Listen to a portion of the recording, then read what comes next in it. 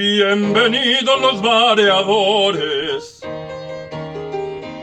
ya que alegre calnici cantando, con vosotros yo quiero cantar a la vida pues... L'Alejandro Chelet, soc baríton, em dedico a... soc cantant líric i bueno, actualment formo part de, entre altres coses, del cor de l'Òpera Sabadell. De l'Extremadura tengo una casina blanquina y chicuca, parece un palacio mi pobre... Estudiar fisioteràpia, vaig deixar una mica la música i vaig estar uns anys dedicant-me a la fisioteràpia, vaig fer podologia també, o sigui, la música totalment aparcada.